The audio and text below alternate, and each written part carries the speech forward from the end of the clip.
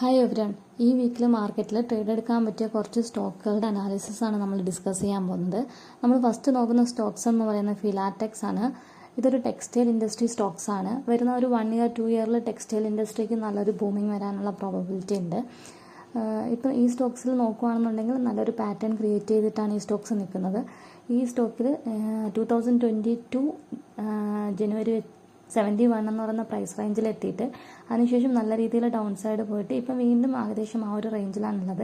ഒരു തവണ ഈ ഒരു പോയിന്റ് ഓഫ് ടൈമിൽ അത് ബ്രേക്ക് ചെയ്യാൻ നോക്കിയിട്ടുണ്ടെന്നുണ്ടെങ്കിൽ പോലും മാർക്കറ്റ് അവിടെ തന്നെ സസ്റ്റെയിൻ ചെയ്തിട്ടാണുള്ളത്. ആ ഒരു ടൈമിൽ മാർക്കറ്റിൽ ക്രിയേറ്റ് ചെയ്തിട്ടുണ്ടായിരുന്ന ലോ എന്ന് പറയുന്നത് നിയർലി 44 ആയിരുന്നു. ആ ലോ അത് ബ്രേക്ക് ചെയ്തിട്ടുണ്ടായിരുന്നില്ല. ഇപ്പം വീണ്ടും പുതിയൊരു ലോ ക്രിയേറ്റ് ചെയ്തിട്ട് 50 ലെവലിലേക്ക് ക്രിയേറ്റ് ചെയ്തിട്ടാണ് 71 നിൽക്കുന്നത്. അപ്പോൾ ഇപ്പോഴത്തെ ഒരു പ്രൈസിൽ ബൈ ചെയ്യുകയാണെന്നുണ്ടെങ്കിൽ പോലും 51 കീപ്പ് ചെയ്യുകയാണെന്നുണ്ടെങ്കിൽ നല്ല രീതിയിലുള്ള ഒരു റിട്ടേൺ ഇതിനകത്തുനിന്ന് ജനറേറ്റ് ചെയ്യാൻ പറ്റും. അതല്ല ഇമ്മീഡിയറ്റ് ഒരു ക്യാഷ് ഫ്ലോ എന്ന് പറയുന്ന പർപ്പസിനായിട്ടാണ് നോക്കുന്നതെന്നുണ്ടെങ്കിൽ 60 റേഞ്ചിലൊരു SL കീപ്പ് ചെയ്തുകൊണ്ട് ഇപ്പം നിൽക്കുന്ന പ്രൈസിൽ ബൈ ചെയ്താലും അത്യാവശ്യം 10-50% ഈസി ആയിട്ട് മൂവ് ചെയ്യാനുള്ള പ്രോബബിലിറ്റി ഈ സ്റ്റോക്സിനുണ്ട്. ദെൻ നമ്മൾ അടുത്ത ഒരു സ്റ്റോക്ക് എന്ന് പറയുന്നത് CL എഡ്യൂക്കേറ്റ് എന്ന് പറയുന്ന സ്റ്റോക്കാണ്. ഈ ഒരു സ്റ്റോക്ക് നോക്കുകയാണെന്നുണ്ടെങ്കിൽ നേരത്തെ ഫിലാറ്റെക്സിൽ കണ്ടതുപോലെ തന്നെ നല്ലൊരു പാറ്റേൺ ഇവിടെ ക്രിയേറ്റ് ചെയ്തിട്ടുണ്ട്. 2022 തൊട്ടുള്ള ഒരു പാറ്റേൺ ആണ്. ദെൻ അത് ബ്രേക്ക് ചെയ്തിട്ട് മാർക്കറ്റ് വീണ്ടും അതേ ലെവലിൽ വന്ന് ഇപ്പോൾ ഒരു flag and pole pattern create ചെയ്തിട്ടുണ്ട്. അപ്പോൾ ഇപ്പോൾ നിൽക്കുന്ന ഒരു പ്രൈസ് എബോവ് നിങ്ങൾക്ക് ബൈ നോക്കുകയാണെന്നുണ്ടെങ്കിൽ ആ ഒരു ലോയിൽ SL കീപ്പ് ചെയ്യാം. ഒരു ഇമ്മീഡിയറ്റ് ടാർഗറ്റ് എന്ന് പറയുന്നത് 130 ആണ്. ദെൻ അതിനുശേഷം മാർക്കറ്റ് മൂവ് ചെയ്യുന്നതിനനുസരിച്ച് SL ട്രയൽ ചെയ്ത് കീപ്പ് ചെയ്യാൻ പറ്റുന്ന ഒരു സ്റ്റോക്കാണ്. ദെൻ നെക്സ്റ്റ് നോക്കുന്ന ഒരു സ്റ്റോക്ക് എന്ന് പറയുന്നത് ജ്യോതി സ്ട്രക്ചറാണ്.